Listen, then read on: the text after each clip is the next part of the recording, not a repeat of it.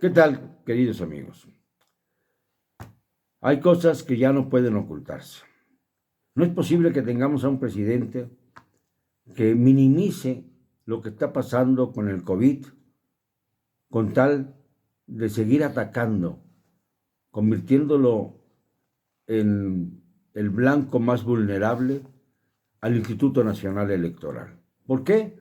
Porque ya no lo puede controlar y quiere ahora crear una esfera de regulaciones que le quite su condición fundamental, que es la autonomía. Sin la autonomía, el INE deja de ser un organismo demócrata para convertirse en un órgano al servicio del Estado, como era antes, en la época del prismo hegemónico, en la época como en 1988, en donde el secretario de Gobernación era el que jefaturaba el Consejo Electoral Federal y daba cuenta de la caída del sistema. ¿Cómo se llamaba este secretario de Gobernación? Manuel Bartlett, quien ahora es uno de los funcionarios que dice el presidente que le tiene una profunda confianza. Siempre que dice el presidente que le tiene una profunda confianza a sus colaboradores o a alguno de ellos, es porque ese colaborador ha roto todas las expectativas inimaginables. Pues bien, resulta que el diario Reforma publicó una estadística muy reveladora. Y no es que los gobiernos del pasado inmediato hayan sido buenos, sino que más bien el gobierno actual es peor que ellos. Vean ustedes, en materia de inflación, por ejemplo, el peor año del señor Calderón fue el 2008 y había 6.5% de inflación.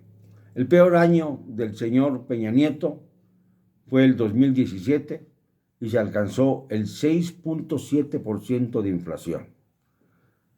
Y este año, que todavía no podemos decir que es el peor porque todavía le falta rendir cuentas, si es que algunos mexicanos no son capaces de revocarle el mandato en abril, así que no sabemos cómo va a terminar este asunto, pero por lo pronto en este año se alcanzó el 7.3% de inflación.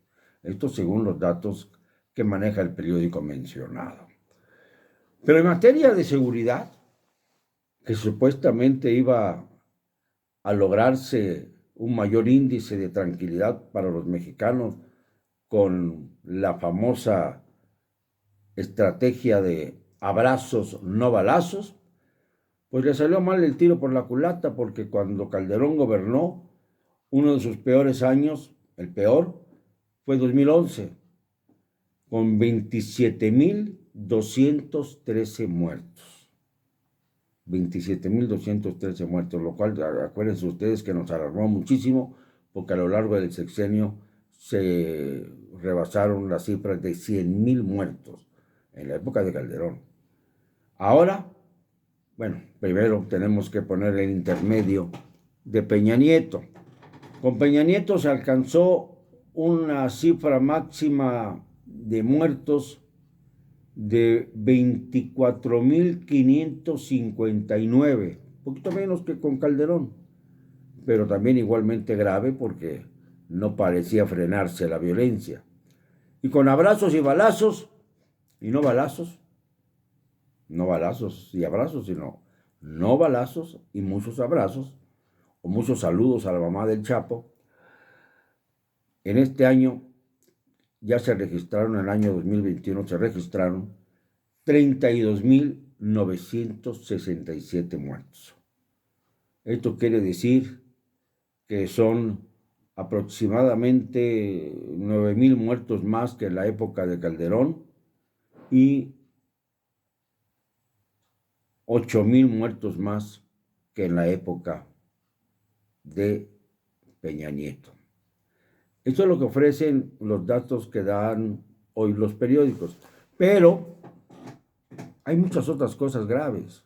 El decir, por ejemplo, que el COVID ya no es materia de gran preocupación para los mexicanos, cuando estamos viendo que en un solo día hay 20,000 infectados, ya sea por COVID o por su derivación, el Omicron, el maldito Omicron, que ya viene en camino con una fuerza brutal, que ha permitido que otra vez se vuelvan a clases virtuales en los Estados Unidos, que ha posibilitado que se cierren las fronteras nuevamente en distintas naciones que están afectadas por este mal, mayormente que en México, al que apenas comienza a reconocerse la realidad.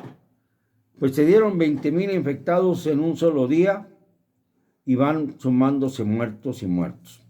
Pero lo grave se ve en algo muy puntual.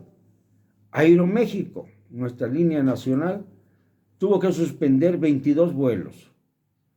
Y lo grave es lo que trascendió, que había más de 140 sobrecargos de Aeroméxico infectados.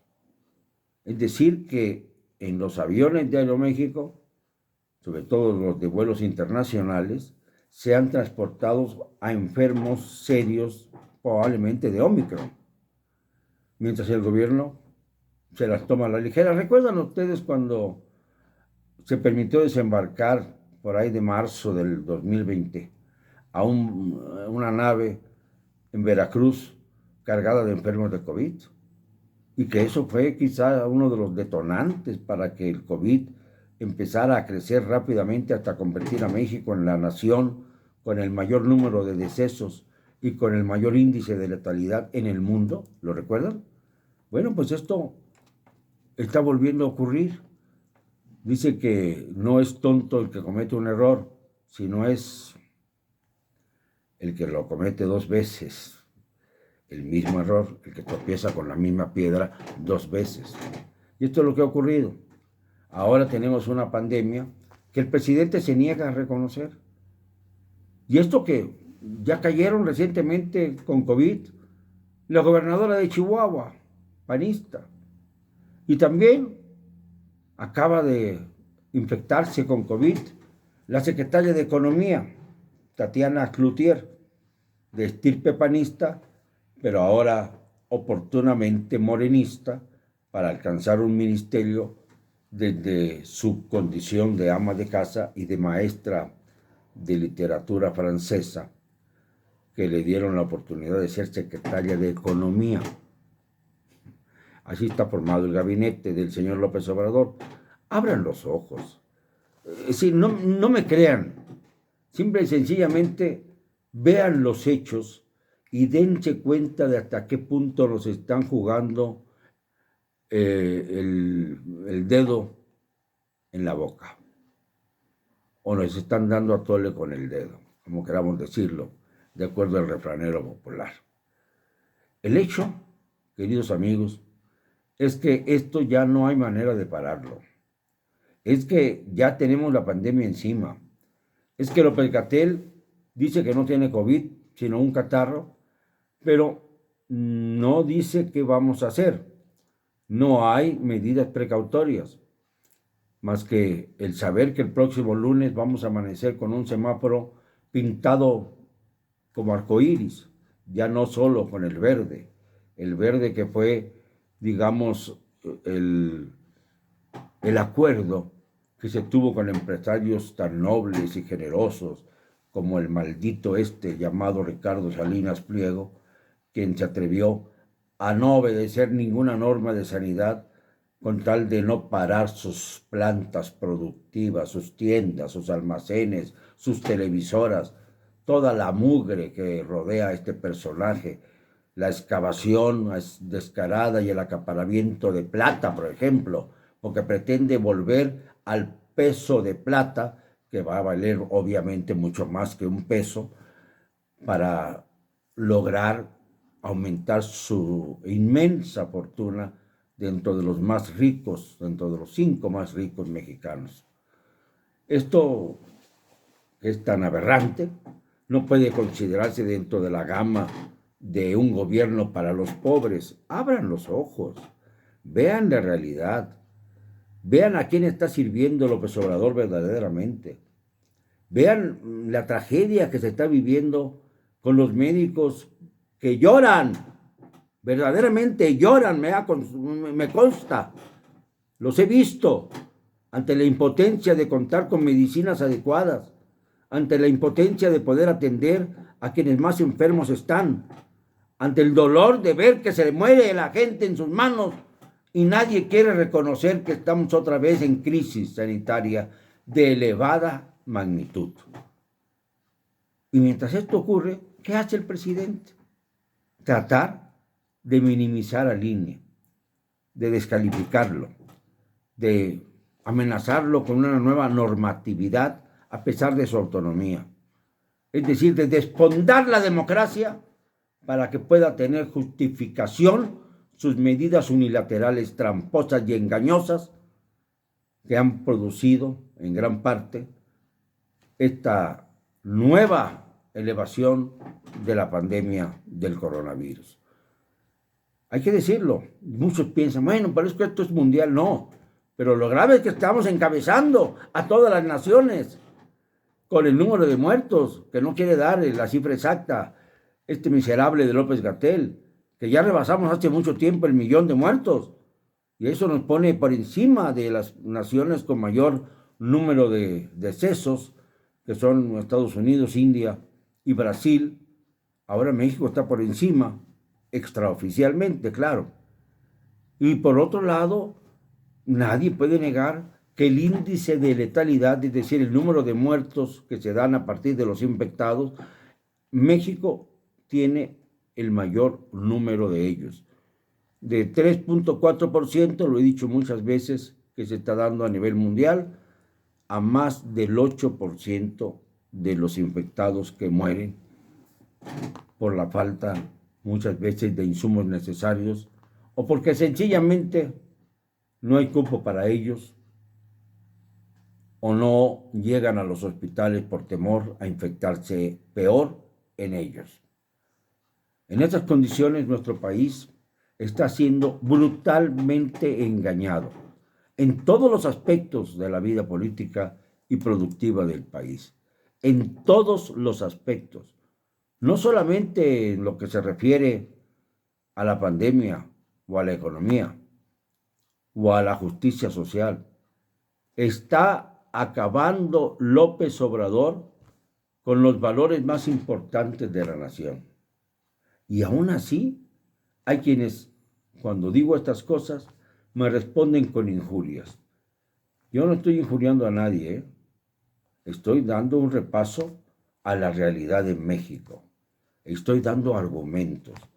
Y si tienen valor para enfrentarse a mí, que lo hagan también con argumentos. Y entonces debatimos. Porque debatir con los que injurian es como si nos pusiéramos a querer hablar con un perro. Nunca vamos a obtener más que ladridos. Y esto es precisamente lo que equivale a las injurias entre los seres racionales. A veces se pierde la racionalidad por el fanatismo político o el fanatismo de cualquier índole.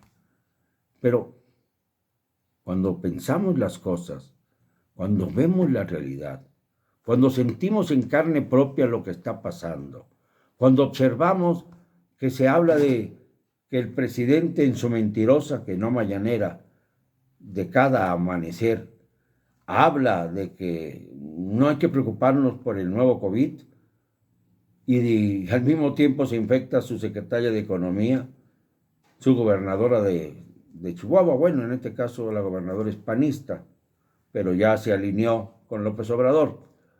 En fin, que mientras estamos viendo cómo se lleva a cabo el inicio de un proceso político en el año 2022 con 6 entidades que van a renovar gubernaturas, y mientras vemos cómo Morena está tratando de negociar estados por embajadas para darle embajadas a los gobernadores putrefactos de distintos partidos con tal de ceder y entregar sus estados a Morena, nos vienen a decir que la epidemia está controlada.